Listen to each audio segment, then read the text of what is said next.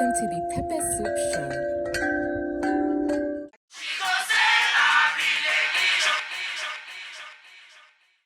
By 25 years old, I thought I had it all. Marriage, check. Baby, check. Degrees and career, check, check. By 35 years old, I was twice divorced and a single mother to 3 young children. Along with my co-host, sister, and best friend, Kenya, we will have candid interviews with guests who have battled their own issues with dating, marriage, culture, kids, and divorce. So whatever you're going through, trust me, I have been there and I've done that. And I have represented hundreds of clients who have been there too. So just know that you are not alone. Tune in for stories, tea, soup, and inspiration. And thank you once again for visiting Legally Masah.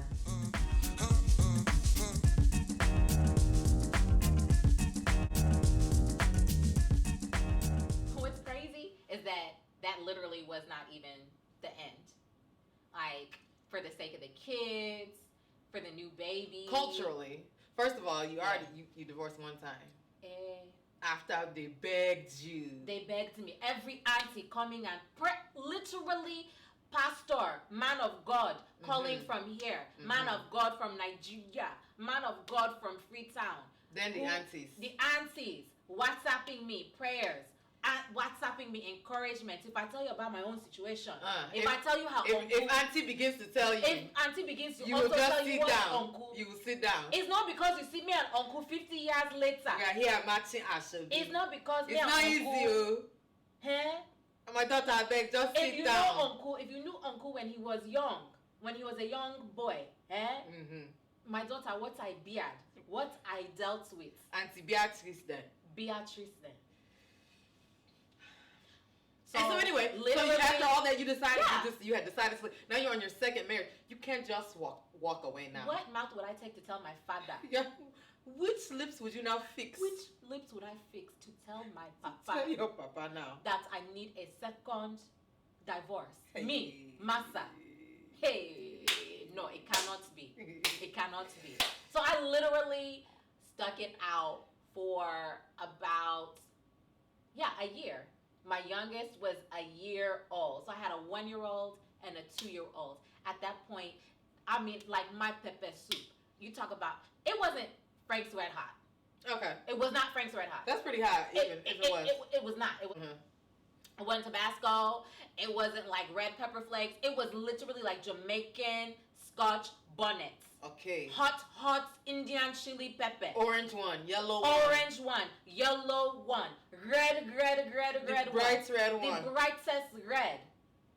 Bonnets going inside of my Peppeh soup until the Peppeh soup was boiling over. I could not eat it. To even eat the soup, you How cannot. can I? Never. So I literally 2-year-old on one hip, 1-year-old on another hip, 9-year-old son looking at me, looking at him, and I was like, we're done. And scene. Yeah, I remember when you finally walked away, and I was like, thank God. Thank God. I'm sorry for making you witness that. It's okay. You know, we gotta go through. You had your reasons for trying to make it work, for trying to go. But I can honestly say that watching because you're my big sister. For those of you who don't know, this is my big sister here. I mean, not that much bigger. She's my older sister. Slightly. We're almost twins.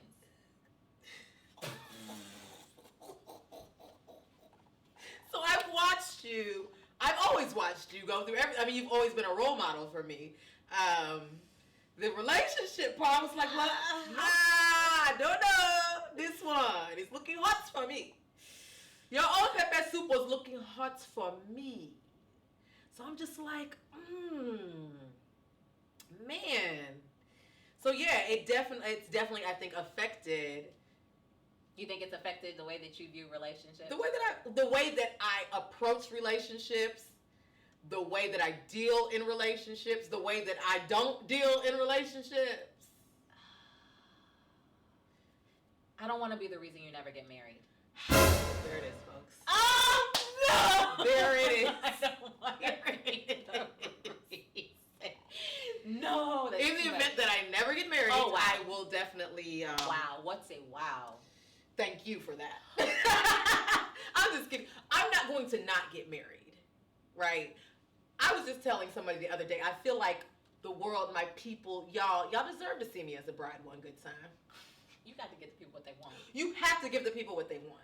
So, like, I definitely intend to have my date. I'm just taking it small, soft food. Because these men, they're dangerous. Very dangerous. Very dangerous. But again, you can't meet a wolf and then get mad that a wolf, like, jumps on your throat and, like, rips your jugular out, because I've heard that's what wolves do. That's what it's in their nature. It's in their nature. It's just who they are.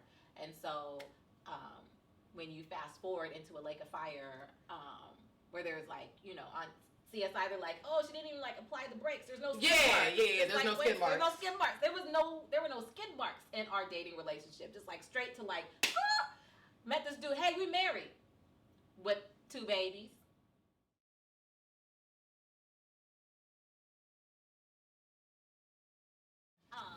So, honestly, I just want to encourage people. I especially want to encourage single parents who are in difficult situations to know that there's life. There is life and there is hope on the other side. But you have to respect yourself, and you have to insist on peace in your home and peace in your life. And when you value yourself, and when you value your peace and the happiness and peace of your children above everything else, regardless of what the world is going to say about you, happiness finds you. Mm-hmm. I would have to agree. Yeah. We're going to be all right. We're going to be all right. And you're going to get married. And I'm not sure I'm going to get married again, but if I do, it's going to be great. If you do this time. I'm going to do it right. I'm going to do it right. Pinky promise?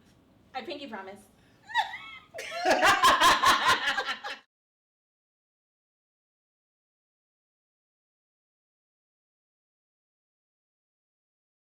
Hello, Peppeh Shakers. Oh my goodness, I cannot believe that was my life. That was wild, right? I really hope that you enjoyed the first 3 episodes of the Peppeh Soup Show, which were really a high-level overview of some of the most difficult, heartbreaking moments of my second marriage.